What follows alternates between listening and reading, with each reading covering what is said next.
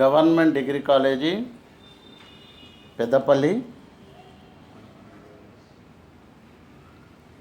Department of history. My name is doctor K Sharath. ఈరోజు కాకతీయ సామ్రాజ్య స్థాపన చరిత్ర. కాకతీయ సామ్రాజ్య స్థాపన. కాకతీయులు పుట్టు పూర్వోత్తరాల గురించి భిన్నాభిప్రాయాలు కలవు. కాకతీయ అనే దేవతను వీరు పూజించడం వలన వీరికి కాకతీయులు అనే పేరు వచ్చిందని కొందరు చరిత్రకారులు అభిప్రాయము. కాగా పురమునకు చెందినవారు కావడం వలన వారికి కాకతీయులని పేరు వచ్చిందని మరికొందరి చరిత్రకారుల అభిప్రాయము. ఈ వంశంలోని రాజులు కాకతీపుర వల్లభ అనే బిరుదును ధరించేవారు. కాకతి అనగా కుష్మాండము లేదా గుమ్మడికాయ అని అర్థము. గుమ్మడికాయ అని అర్థము. వంశ చరిత్ర. కాకతీయ వంశానికి మూలపురుషుడు కాకర్త్య గుండ్యాన. కాకతీయ వంశ పాలకులను రెండు రకాలుగా వర్గీకరించారు. వారు మొదటివారు సామంత కాకతీయులు, రెండోవారు స్వాతంత్ర కాకతీయులు. సామంత కాకతీయులు కాకర్త్య గుండ్యాన నుండి రెండో ప్రోలరాజు వరకు గల కాకతీయ పాలకులను సామంత కాకతీయులు అని అంటారు. కాకర్త్య గుండ్యాన క్రీస్తు శకము 954 నుండి 955 వరకు ఈయన పాలన చేశాడు. కొరవి భూభాగానికి అధిపతి. మొదటి బేతరాజు క్రీస్తు శకము 1000 నుండి 1052 వరకు కళ్యాణి చాళుక్యుల సామంతుడుగా పనిచేశాడు. మొదటి ప్రోలరాజు 1052 నుండి 76 వరకు హనుమకొండను వంశపార్యపరంగా పొందాడు. రెండో బేతరాజు క్రీస్తు శకము 1076 నుండి 1108 వరకు ఆరవ విక్రమాదిత్యుని సామంతుడుగా దృగరాజు. రెండో ప్రోలరాజు క్రీస్తు శకము 1116 నుండి 1157 వరకు స్వతంత్ర కాకతీయ పాలకుడుగా పనిచేశాడు. ఈ విధంగా సామంత కాకతీయులు కాకర్త్య గుండ్యాన, మొదటి బేతరాజు, మొదటి ప్రోలరాజు, రెండో బేతరాజు, రెండో ప్రోలరాజు. నెక్స్ట్, కాకతీయ వంశానికి పాలకులు రెండు వర్గాలుగా వర్గీకరించారు. అందులో రెండవ వర్గము స్వతంత్ర కాకతీయులు. రెండో ప్రోలరాజు నుండి రెండో ప్రతాపరుద్రుని వరకు గల కాకతీయ పాలకులను స్వాతంత్ర కాకతీయులు అంటారు. రెండో ప్రోలరాజు క్రీస్తు శకము 1116 నుండి 57 వరకు రుద్రదేవుడు లేదా మొదటి ప్రతాపరుద్రుడు 1158 నుండి 95 వరకు. మహాదేవుడు క్రీస్తు శకము 1195 నుండి 99 వరకు. గణపతి దేవుడు 1199 నుండి 1262 వరకు. రుద్రమాదేవి క్రీస్తు శకము 1262 నుండి 1289 వరకు. రెండో ప్రతాపరుద్రుడు క్రీస్తు శకము 1289 నుండి 1323 వరకు. ఈ విధంగా స్వతంత్ర కాకతీయులు, రెండో ప్రోలరాజు, రుద్రదేవుడు లేక మొదటి ప్రతాపరుద్రుడు, మహాదేవుడు, గణపతి దేవుడు, రుద్రమాదేవి, రెండో ప్రతాపరుద్రుడు ఈ విధంగా పరిపాలించినట్టుగా మనకు చరిత్ర ద్వారా తెలుస్తుంది. ఇందులో రుద్రదేవుడు లేదా మొదటి ప్రతాపరుద్రుడు ఇతడు స్వతంత్ర కాకతీయులు. రుద్రదేవుడు రెండో ప్రోలరాజు కుమారుడు. ఇతనినే కాకతి రుద్రుడు, మొదటి ప్రతాపరుద్రుడు అని పిలుస్తారు. ప్రసిద్ధ కాకతీయుల్లో రుద్రదేవుడు ఆద్యుడు. ప్రసిద్ధ కాకతీయుల్లో రుద్రదేవుడు ఆద్యుడు. రుద్రదేవుడు మహాపరాక్రమవంతుడు, రాజనీతివేత్త. చాళుక్య రాజ్యములో నెలకొన్న అంతర్కలహాలను అవకాశం చేసుకొని వరంగల్ కేంద్రముగా స్వతంత్ర పాలనకు శ్రీకారం చుట్టాడు. ఇతడు వరంగల్ను, హనుమకొండలోని 1000 స్తంభాల గుడిని నిర్మించాడు. ఇతను తెలంగాణలో ఎదుర్కొన్న ప్రధాన శత్రువుల పేర్లను అతడు వేయించిన హనుమకొండ 1000 స్తంభాల గుడి శాసనం పేర్కొంటుంది. ఇతడు వెలనాటి పాలకులను ఓడించి ద్రాక్షారామం, శ్రీశైలమును ఆక్రమించి కాకతీయ సార్వభౌమత్వాన్ని చాటాడు. పీఠాపురం చాళుక్యులు రుద్రదేవుని సార్వభౌమత్వాన్ని అంగీకరించినట్లు రుద్రుని ద్రాక్షారామము శాసనం చెప్తుంది.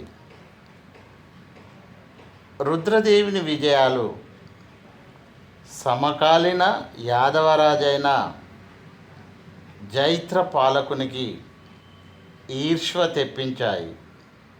కాగా ఇద్దరి మధ్యలో యుద్ధములో రుద్రదేవుడు మరణించాడని యాదవరాజు ఆస్థాన కవి ఏమాద్రి తన గ్రంథంలో తెలిపాడు. ఈయన తర్వాత అతని సోదరుడైన మహాదేవుడు 4 సంవత్సరాలు పాలించాడు.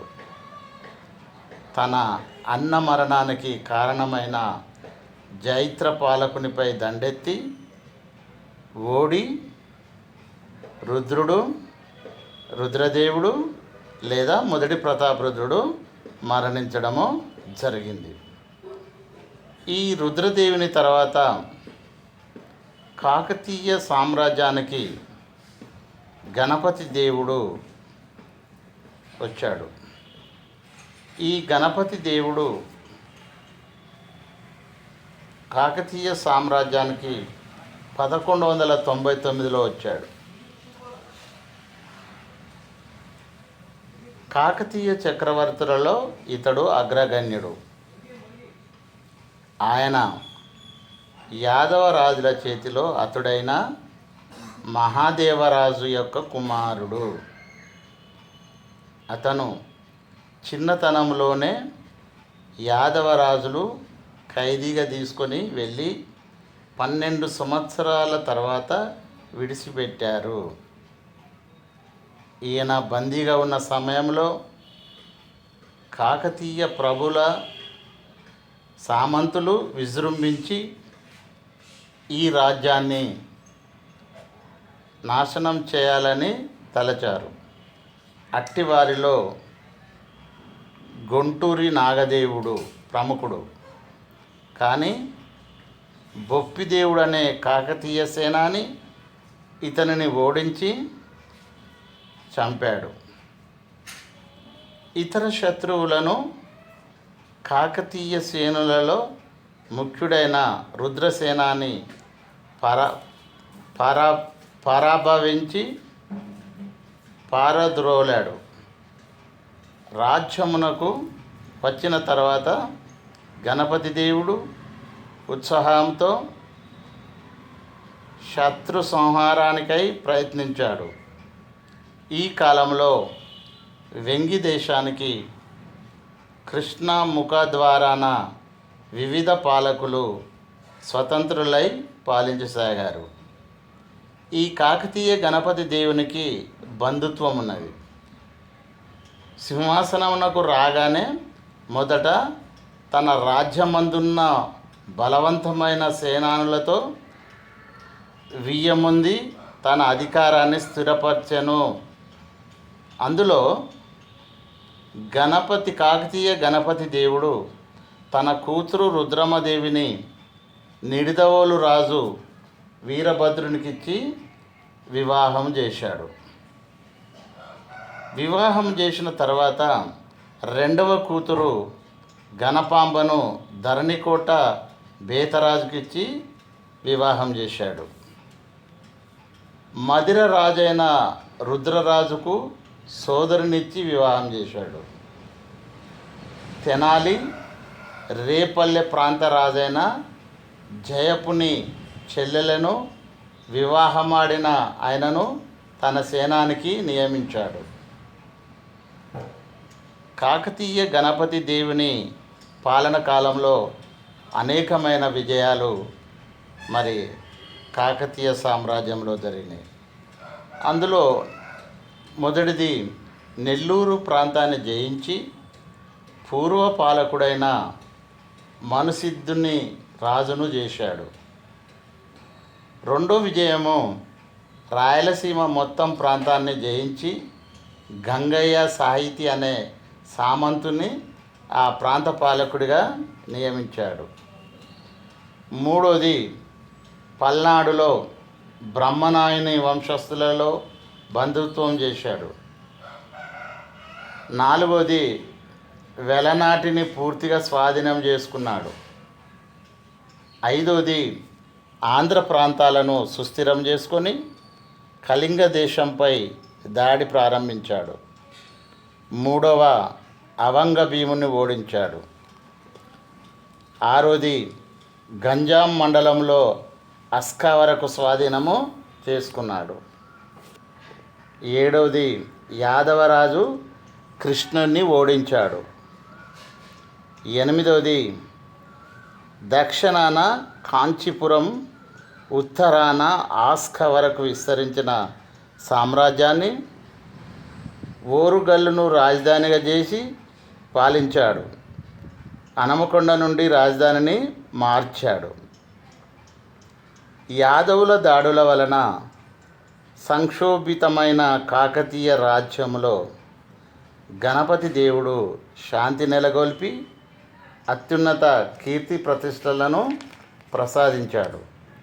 ఈ విధంగా గణపతి దేవుడు 1199 నుండి 1262 మధ్యకాలంలో పాలన చేసినట్టుగా మనకు తెలుస్తుంది. నెక్స్ట్ రుద్రమాదేవి. దక్షిణ భారతదేశాన్ని పాలించిన కాకతీయ వంశపు రాణి రుద్రమాదేవి క్రీస్తు శకము 1262 నుండి 1289 వరకు తెలంగాణ ప్రాంతాన్ని పాలించిన మొదటి మహిళ రుద్రమాదేవి. ఆమె తల్లి సోమాంబ, తండ్రి గణపతి దేవుడు. ఇతడికి కుమారులు లేకపోవడం వలన రెండవ కుమార్తె అయినటువంటి రుద్రమాదేవికి రాజ్య నిర్వహణలో శిక్షణ ఇప్పించి ముత్తుకూరు యుద్ధాంతరము తన వారసురాలుగా ప్రకటించాడు. తన రెండవ కుమార్తె అయినటువంటి రుద్రమాదేవికి రాజ్య నిర్వహణలో శిక్షణ ఇప్పించి ముత్తుకూరు యుద్ధానంతరము తన వారసురాలుగా ప్రకటించాడు. రుద్రమాదేవి మహాపరాక్రమవంతురాలు. సమర్థవంతముగా రాజ్యాన్ని 24 సంవత్సరాలు పాలించింది. ఈమె అధికారుల్లో రేచర్ల ప్రసాదాదిత్యుడు ముఖ్యుడు. ఇతనికి కాకతీయ రాజ్యస్థాపనాచార్య అనే బిరుదు కలదు. రుద్రమాదేవి సార్వభౌమాధికారము ధిక్కరించి తిరుగుబాటు చేసిన వారిని అణిచివేసింది. కాయస్థ జనమక దేవుడు అతని తమ్ముడైన త్రిపురారి శత్రువులను అణిచివేయడంతో కీలక పాత్ర పోషించాడు. వెంగి ప్రాంతాన్ని ఆమె సేనలు జయించాయి. రుద్రమాదేవి రాయ గజకేసరి అనే బిరుదును ధరించింది. ఆమె స్త్రీ అనే సులకనగా భావంతో యాదవరాజైన మహాదేవుడు వరంగల్పై దండెత్తగా అతనిని రుద్రమాదేవి పరాజితుని చేసింది. తదుపరి చోళులు, పాండ్యులు కూడా వరంగల్పై దండెత్తి పరాజితులు అయ్యారు. వెనిస్ యాత్రికుడైన మార్కో పోలో ఈమె పాలన కాలంలో వరంగల్ను సందర్శించాడు. వరంగల్ను సందర్శించి ఆమె పరిపాలనా వ్యవస్థ ఆదర్శవంతంగా సాగిందని ఇతను వివరించాడు. కాయస్థ అంబదేవుడు రుద్రమాదేవి రాజ్యంలో కడప ప్రాంత గవర్నర్గా ఉండేవారు. ఇతడు రాజ్యదాహంతో తిరుగుబాటు చేశాడు. క్రీస్తు శకము 1290 నాటికి త్రిపురాంతక శాసనము ప్రకారం అంబదేవుడు మహాశక్తి సంపన్నుడు. ఇతడు రుద్రమాదేవికి వ్యతిరేకంగా కూటమి తయారు చేశాడు. ఈ తిరుగుబాటు అణిచివేయడానికి రుద్రమాదేవి స్వయంగా వెళ్ళింది. ఈ యుద్ధంలో రుద్రమాదేవి మరణించింది.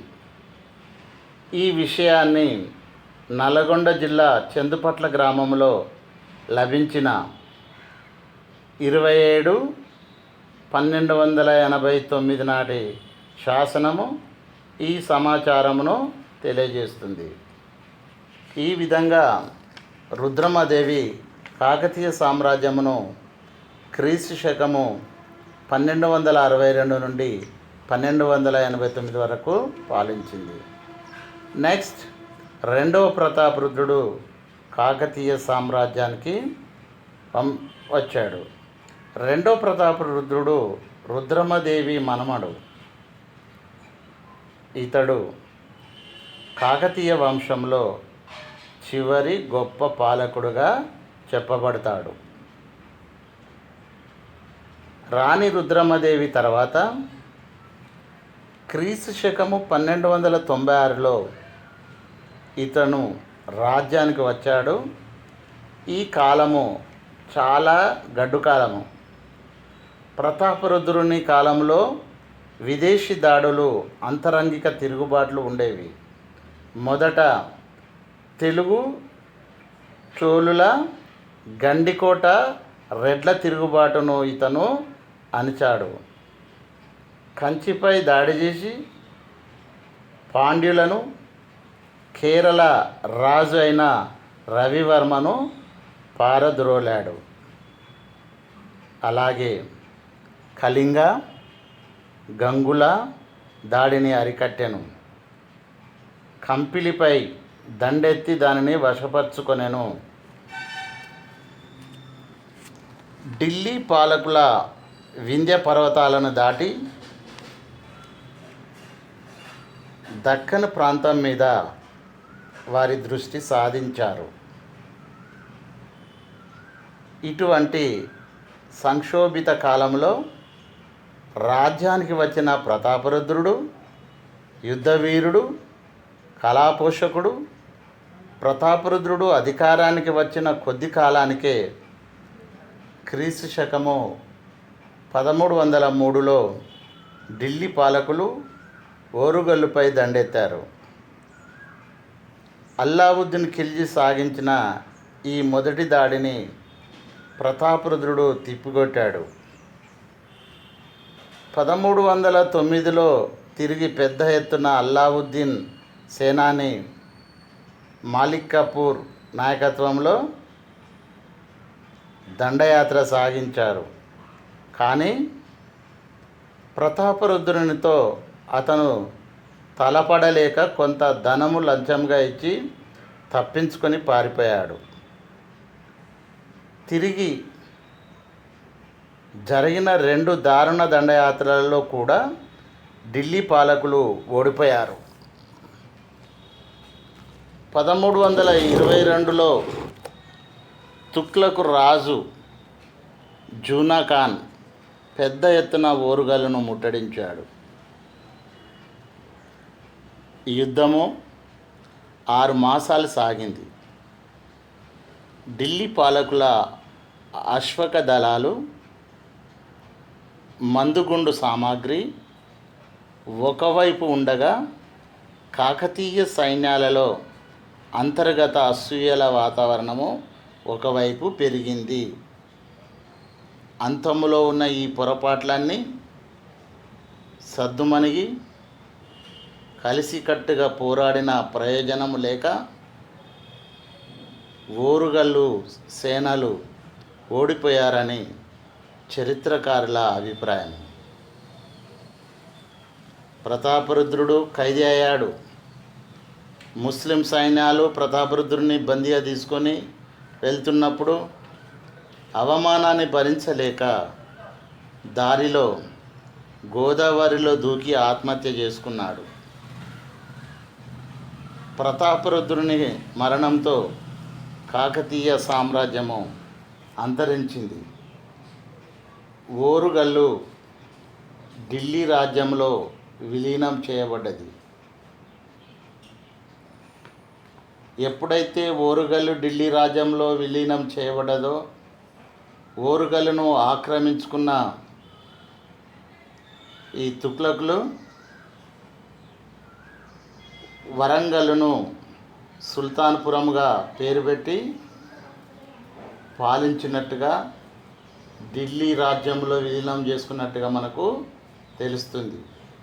ఈ విధంగా కాకతీయ వైభవం ముగిసింది. Thank you.